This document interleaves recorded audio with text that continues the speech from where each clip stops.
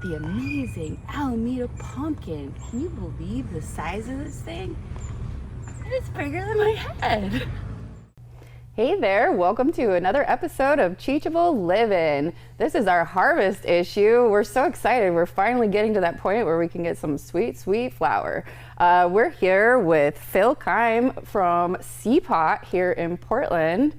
Hey Phil. Hey, hey. Thanks for joining us today. Of course. Thanks for coming out and just like being in the studio too. Yeah, nice place to be. Thank you for having me. Yeah. Can you tell us, I like your journey, and so I really want people to know kind of who you are and kind of what brought you to Portland and getting into CPOT. Sure, yeah, it's been a fun journey. I've loved it the whole time. My name is Phil Keim. I work at the City of Portland Cannabis Program and primarily work with CPOT, the Cannabis Policy Oversight Team, which I've been in this role for the last year and a half. I'll try to make the story shorter. So the journey kind of began when I was in college, you know, like 2010, 2011, and I was on a college campus that was a dry campus and had a very not supportive environment for students who were, you know, being college kids or drinking or smoking cannabis. It was a very just say no type of environment. And I started to notice kids getting in trouble for smoking cannabis or underage drinking, things like that. Yeah. And I started to notice there were kind of two different paths when people got in trouble with cannabis on our college campus, where like some people got caught with a little bit of weed and, you know, they had some privilege and they didn't get in very much trouble. You know, they got a slap on the wrist, some community service, and they stayed in school and there was no big problem. But then for other students, those kids lost their scholarships or were kicked off athletic teams or went to jail. In Indiana, where I'm from, cannabis was and still remains very illegal. After that, you know, I was radicalized and understood that the war on drugs was failing, and people's lives were being ruined by cannabis prohibition and other terrible public policies. So I organized with that group and then left college, worked for a few more years, you know, doing a bunch of different jobs, nonprofits and some government jobs. I was a teacher for a few years, and then I saw this job that I'm in now. I saw an application open up online and I threw my name out there and got the job, and that was a year and a half ago, almost 2 years now, that I've been in this role with the city. So that's kind of the journey. Amazing. I like that because it's a really pragmatic story too, because you've built a background beyond your personal story, right? But in experience, you really got in there with some of the issues. You dove into different communities, and you saw where you could leverage inside of policy to really make a change. Yeah. And so now you're here in Portland and you're with CPOT. Mm-hmm. Can you tell us a little bit about CPOT and kind of what are the goals of this organization and how do, you know, they impact us? Yeah, totally. So CPOT, Cannabis Policy Oversight Team, has been around for a while now.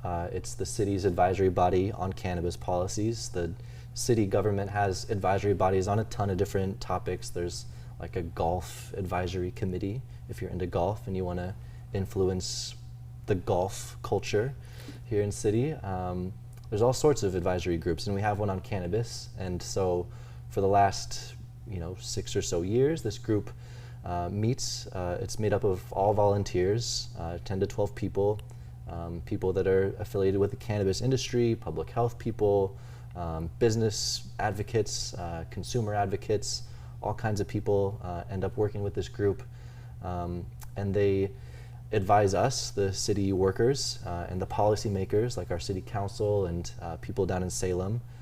They give recommendations on issues related to cannabis, right? So That could be public safety, that could be supporting businesses, that could be, ideas about public health, tax revenue, all sorts of government policies. This group meets and talks about how all those issues are affected through a lens of cannabis. Okay. And they meet monthly on the second Thursday of every month. Meetings are open to the public. Anybody can tune in and give a public comment if they want their voices to be heard there. And the group meets, they write an annual report every year, and that report is shared with our city council, with the OLCC, with other stakeholder groups. So we kind of are here facilitating this group, CPOT, where we take community voices and listen to them, capture them in a nice long PDF, and then we send that out, share these ideas, and do our best to take those ideas and put them into action. Okay. So that they don't just sit there on a PDF, but Right. the ideas have impact is the idea. Can you give me an example of what impact has looked like, and or what you're wanting to see as a group? Yeah, great question. I think I'll answer this a little bit selfishly, but I think this is important. One of the recommendations a few years ago in the report was to hire additional staff in the cannabis program, where before we just had folks focused on licensing and compliance and doing some policy work and trying to make some tweaks on the program side and the policy side, but the staff just didn't have enough capacity to focus in that area. So one of the recommendations from CPOT was maybe hire additional staff that can focus on policy work and try and drive some of that change forward. Something that came out of a report a few years ago was a call for an economic viability study or an economic impact study on the cannabis industry just here in Portland. Yeah. And that recommendation was made a couple of years in a row, and this year we're finally getting to it. Good. So that study is starting soon, I think. Good. There's been a request for proposals put out, so the city is going to take a look at the real economic impact of the cannabis industry in Portland. How many people does it employ?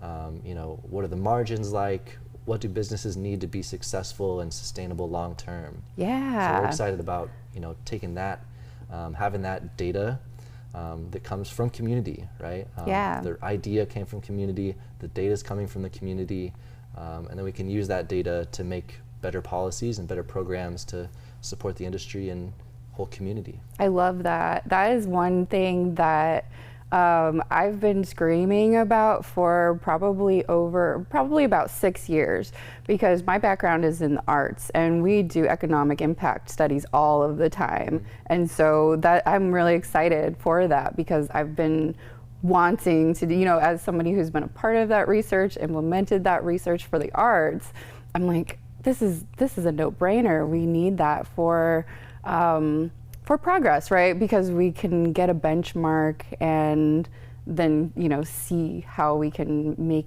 a change, or exactly what it is, an economic impact, right? And I think that since you and I are really ingrained in it, I think we already know the general snapshot of what that looks like. Newsflash, stoners are real people, and they go to stores and restaurants and everything. That's right.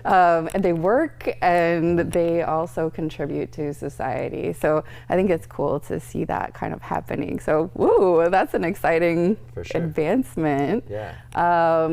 Yeah, so what other things are coming up in the future, and what are you excited about at CPOT? Well, it is a very exciting time at CPOT and in the city overall. People in Portland might know that a couple years ago there was a voter-passed initiative known as charter reform, where we're looking at our form of how our city government works, and we're totally switching it up, right? Right. So we're doing away with how our government worked for the last, 100 years, where we had a mayor and 4 city council members. This November, in oh my gosh, soon. Yeah. Really soon. Next month. The election's weeks. happening.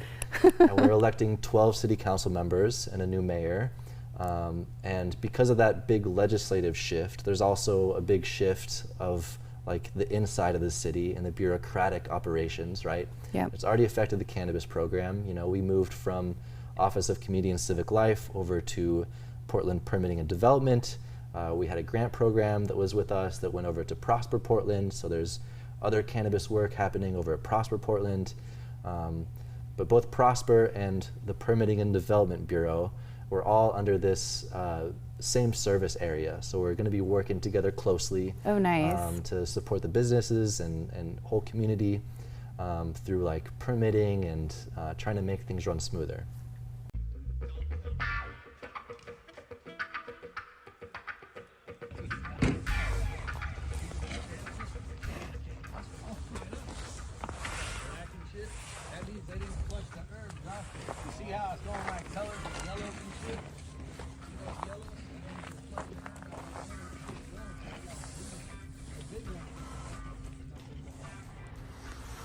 The vibes off of this row, oh, super juicy.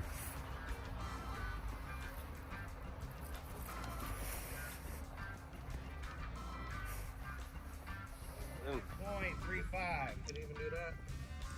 Yep.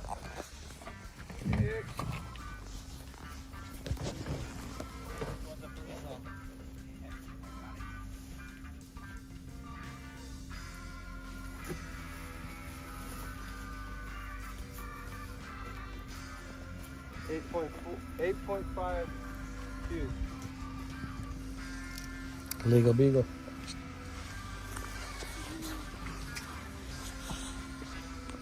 Panoramic view. 9.19. 9.19. Up top, panoramic. 9.19er. I'll put him in this van right here. Yep, on the hood. We can throw them on a muddy's roof, all kind of shit. 9.33. Yep. Every bird, the 3 3.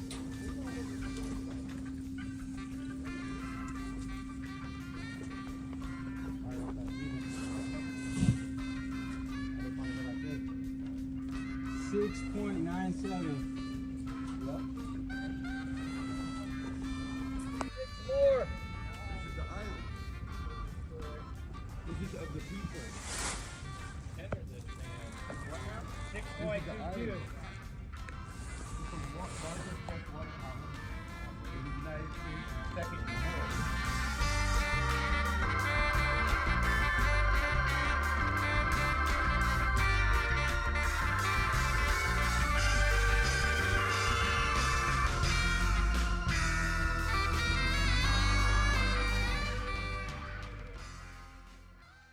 We have a community survey going out right now. It's online. Oh, yeah. And it's pretty exciting. You can help us shape the future direction of this advisory body and let us know what's important to you and tell us what you think a future cannabis advisory body should look like.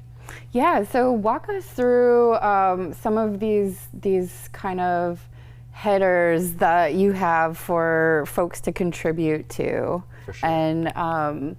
And so yeah, you have kind of a chart layout, Yes. and then is it more of a traditional survey online? Right. Yeah, we have Okay. our nice visual anchor, so to speak. We're gonna use the example of a cannabis plant, right? Of course. Yeah, Very of course. Appropriate, I Yes. think. And so we're asking people, what are your values? You know, what are the roots that you think this advisory body should have? So we're asking folks, what are your values when it comes to a cannabis advisory body? So, is that equity? Is that community power? What are your values? Kind of a big philosophical, like, deep question. Like, Are you asking multiple choice, or are you it's getting a short answer? Oh, short answer. on the Okay, survey, yeah. nice. Yeah. Could be a short answer or a long answer. But yeah, tell us what your values are when it comes to an advisory body. And then there's the stability, or the STEM. We want to know what you think are the important frameworks for our values that will guide our visions for cannabis policy. this is kind of the more technical things, right? So like, should there be 3 people on this advisory body, or should there be 12 people? Okay. And then, you know, how should those seats be allocated? Should there be a seat for someone who's a cannabis business owner, and maybe of different types, right? So maybe a producer, a processor, wholesaler, all licensees are represented on this advisory body, somebody from public health, somebody from the public safety background. We want to know, like, you know, what are those kind of frameworks, and thinking about who should be on the advisory body and why. And then we also have our visions, right? The leaves, or visions for the future, that kind of guide the outcomes, or the flowers, the actionable or tangible outcomes or goals. So there we want to know, kind of in the visions and the outcomes, we both want to know, in an ideal world, in a perfect world, with a perfect cannabis advisory group, what kind of successes would we see? Okay. Right? So would Yeah. that look like, you know, a better community oversight of tax revenue allocation? Should it look like a group that makes binding recommendations on public health, that partners with Multnomah County and the state agencies to make really solid recommendations on public health guidance? Yeah. We kind of want to know, you know, another way to think about that is like, if you could see like really good headlines about a cannabis advisory body in Portland, what would that headline be? Okay. That's one way to think about it. Yeah, no, that's a really good prompt for people. I guess one question that comes up for me about this survey is, you know, are you wanting to obtain kind of a broad stroke of everybody that is interacting with cannabis, or are you focused on more of the business, you know, the professional side, the trade, or the consumer safety, you know, and kind of the consumer experience? Yeah, great question. We want to get information from all the stakeholders in cannabis. If you're a business owner, if you're a worker, if you're just a consumer, or if you're not affiliated with cannabis at all, but you care about the impact that it has in our community. You know, maybe you want to make sure your neighborhood's safe when we know that public safety is an issue at cannabis stores, right? Maybe you're someone who works in hospitality and you'd like your hospitality business or your event business to embrace cannabis more. But we want to hear from all kinds of Portlanders all around the city. They're open-ended questions. At the end we ask, you know, what district do you live in, or what district does your business work out of?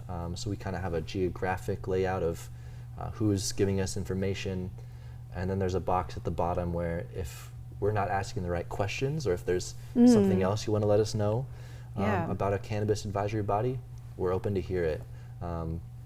But basically, all of the information we get from this survey, you know, we'll kind of collect it and then distill it down into common bullet points, common areas of values and visions for the future.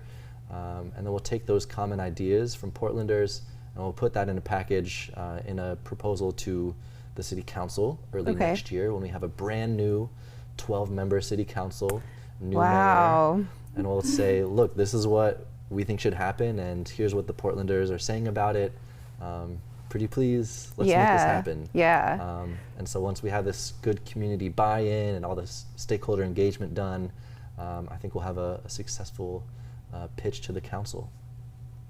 That's cool. You know, I really like everything that, you know, we've talked, we've hung out, we've, you know, kind of exchanged our thoughts and ideas about how things are running and kind of the scope for the future, and it's exciting, and there's also a lot of barriers, and, you know, like we were just talking about the prioritization of these things, and, you know, a lot of people who aren't engaged with cannabis are really not prioritizing it. So it is really refreshing to live in the city and know that there's an organization that is at least a repository for our voice, and to really have a direction for that to make an impact in the city. So the survey is one way that people can get involved and just have that direct feedback line to you.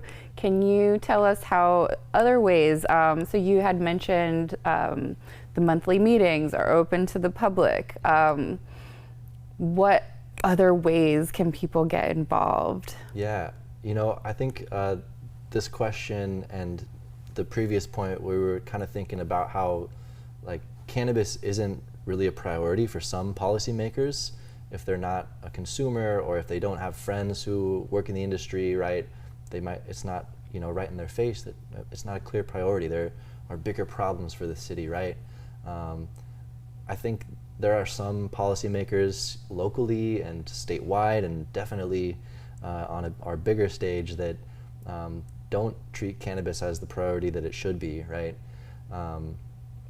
But there's opportunities to remind them that even though, you know, we're almost a decade into legalization here in Oregon, there's still a lot of things we need to fix, and things we need to do better for the cannabis industry and for consumers and for community members. The city council that we have right now, there's, you know, our people are still in office before the election in November. They're still having meetings every week. There's a city council meeting most weeks. If you're a member of the public, you can sign up and give testimony in person or online. It's a little bit intimidating to get up in front of the mayor and the city council, but if you're feeling brave and you're feeling professional and empowered, you can testify, and you can, you know, speak for 2 or 3 minutes on whatever topic you want. So if you have something you want to address associated with cannabis, get in front of the city council. You know, we're going to go talk to them on Wednesday, this upcoming Wednesday, October 9th, and we'll talk about the CPOT annual report from last year. But I think the more that policymakers hear from members of the public, the better. So sign up online. Okay. You can also just send emails to your council members. I think it always helps for lawmakers or policymakers to hear from the public. Send an email, you know, try to set up a meeting, have meetings with people. Plenty of ways to get involved, and I'm happy to brainstorm more. So send me an email and we'll figure something out too. Great. Yeah, I can definitely attest to that. Phil is open and available to feedback, right? So feedback, questions, if you're operating in Portland and maybe you want to make an impact, but you don't see a path in this current regulated space, maybe that's a question for you, and to even understand if the city's even looking at it. Totally. Oh, awesome. Well, Phil, thank you so much for being on the show today, and thank you for sharing your work and all of the work that you do and making an impact for cannabis folks. Hey, you're welcome. Thank you for having me. Yeah. It's been a blast.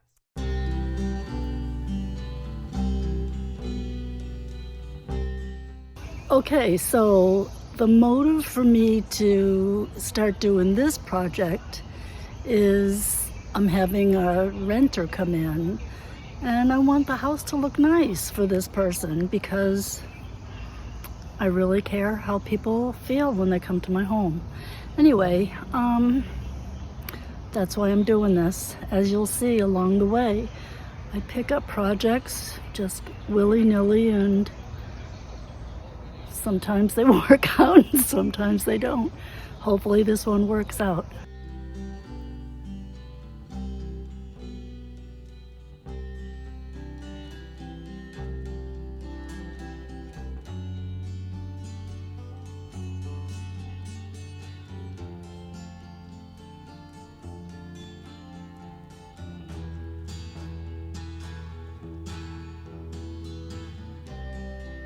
Quando Deus criou o mundo, deu ao homem uma só cor de pele.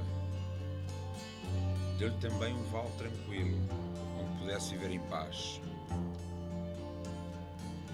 Mas todos os invernos, uma onda de fome e frio invadia o vale.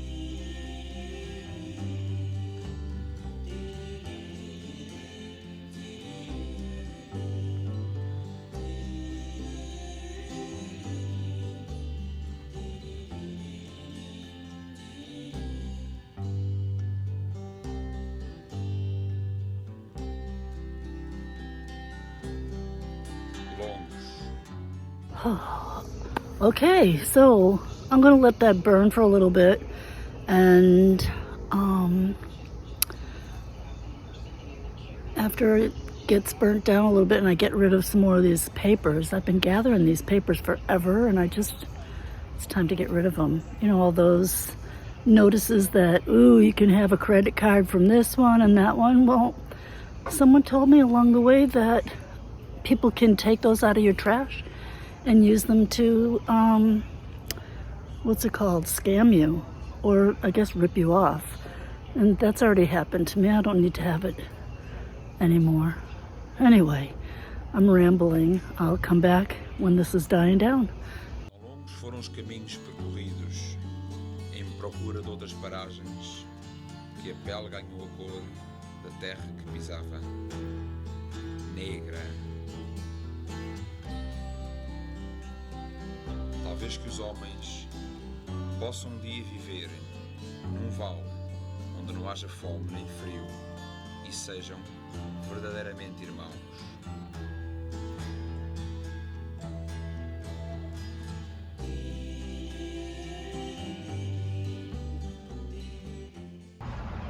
So, as you can see, I started to make a little walkway from the yard to where the fire pit's going to be. And right at the beginning of the walk, I think I'm going to try to plant some begonias. I don't know if it's going to work, but I'm just going to put them out in pots first, see if they like that area. All right, that's my story for now.